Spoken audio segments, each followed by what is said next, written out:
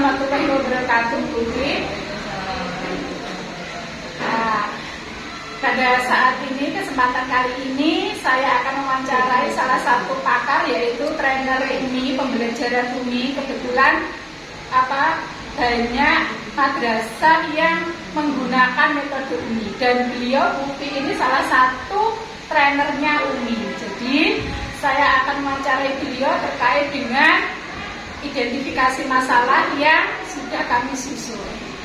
Monggo Bukti bisa mempersilahkan diri, perkenalan. Terima kasih Bu Rahayu. Saya nama lengkap Putri Gracia, dan alhamdulillah sudah beberapa tahun mengajar di Islamiyah ini, dan alhamdulillah sudah mendapatkan amanah untuk bersama di tim drama Indonesia. Insya Allah bisa memberikan penjelasan yang baik terbuka. Ini Bukti, ada beberapa identifikasi masalah yang ada di madrasah ini. Salah satunya yaitu rendahnya motivasi belajar siswa. Kira-kira yang menjadi penyebab rendahnya motivasi belajar siswa apa ya? Kalau melihat dari materi yang rendahnya motivasi belajar siswa, itu ada beberapa unsur. Jadi ada unsur intern dan ekstern. Dari unsur intern ini dari siswa sendiri belum memahami apa sebenarnya tujuan apa dia belajar, itu belum paham. Nah, karena anak belum paham, jadi mungkin dia kurang termotivasi secara intern. Dari faktor ekstern mungkin dari orang tua juga kurang motivasi, sehingga anak-anak pun kurang termotivasi untuk belajar. Seperti itu. Nah, berikutnya yang berarti tadi faktor intern dan ekstern gitu ya. Saya simpulkan bahwa tadi motivasi belajar siswa itu kurang. Yang pertama adalah faktor intern, jadi kurangnya siswa untuk memahami tujuan belajar, dan faktor ekstern yaitu dukungan dari keluarga. Terus yang kedua, masalah yang kedua yaitu penyebab penilaian belajar siswa yang menurun. Kira-kira masalahnya apa nih? Yang dimaksud di sini adalah nilai. Iya. Kalau nilai dari anak-anak yang menurun itu juga ada beberapa faktor ya. Jadi kalau faktor intern, waktu dia belajar yang kurang. Misalkan dari membaca, kalau membaca sekali dan membaca beberapa kali tetap akan berbeda. Jadi mungkin dia waktu belajarnya kurang.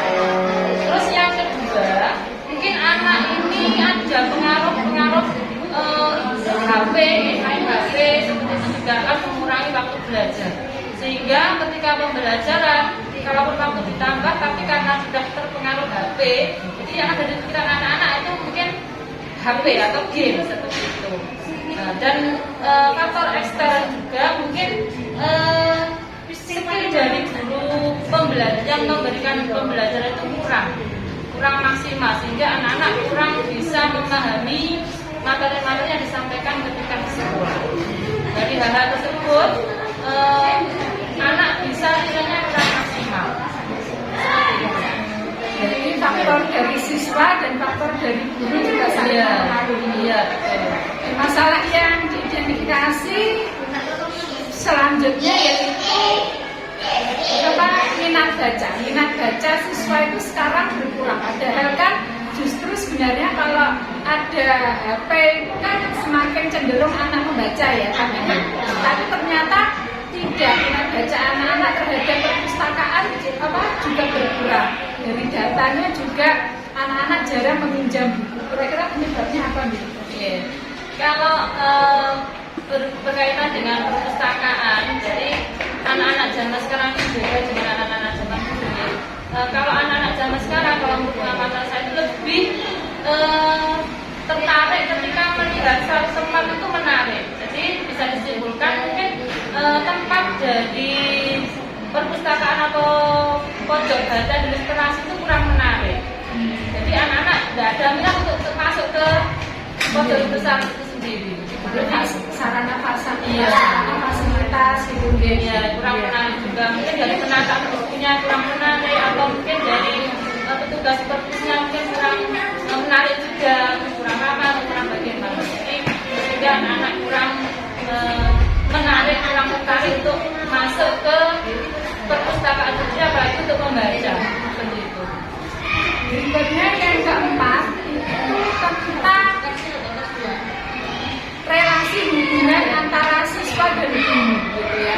Terkadang itu juga mempengaruhi ternyata pada anak. Kira-kira penyebabnya kurang harmonis atau kurang akrab mungkin ya. Jadi seolah-olah itu anak itu canggung ataupun mungkin sungkan, karena sungkannya itu berlebihan. Atau mungkin ada siswa itu yang takut juga terhadap gurunya. Nah itu sebabnya apa saja?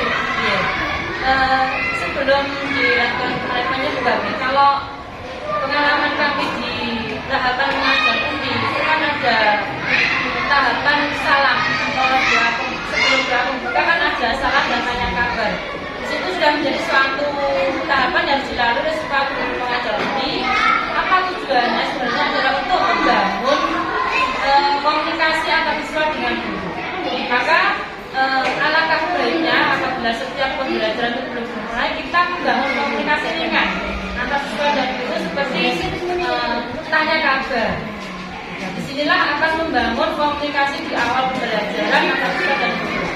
Dengan menanyakan kabar, diharapkan nanti anak-anak lebih minatnya akan terbangun dalam pembelajaran. Dan selain itu juga kita sebagai pengajar harus bisa menjadi pendengar yang aktif dari anak-anak sendiri. Misalkan kadang ada anak yang menyampaikan sesuatu, kalau guru tidak mau mendengar, anak-anak merasa dicuekin. Nah, situ juga anak-anak akan merasa kurang dekat dengan gurunya. Berbeda sekali apabila guru itu bisa mendengar, menghargai setiap apa yang disampaikan oleh anak-anak. Tetapi komunikasi kurang. Iya. Jadi komunikasi kita menanyakan kabar, terus mendengar apa yang disampaikan anak, ya. Terus juga adalah kita harus sesering mungkin untuk memberikan semacam pujian atau bahasa-bahasa pujian ringan kepada anak-anak yang sifatnya bisa merangsang atau menumbuhkan minat itu sendiri dari anak-anak untuk terus belajar. Karena akan sangat berbeda apabila anak melakukan suatu kebaikan atau sesuatu yang sifatnya itu baik, apabila dipuji dengan bahasa bagus, hebat, luar biasa, itu akan lebih termotivasi, akan lebih senang. Jadi selain tadi juga kurangnya ujian penghargaan. Ya. Yang terakhir Bu Bi, ini efek negatif dari perilaku anak gitu ya. Kira-kira penyebabnya apa ya? Anak-anak kadang berperilaku yang mungkin menyimpang, kadang suka egois ataupun mungkin iseng. Nah itu apa ya kira-kira menjadi penyebabnya? Kalau itu masalah pergaulan siswa, di mana mungkin pengaruh teman lebih dominan dari sekolah ataupun keluarga. Karena di lingkungan teman ataupun pergaulannya, siswa lebih diterima sehingga mereka lebih percaya temannya daripada orang tuanya ataupun gurunya di sekolah.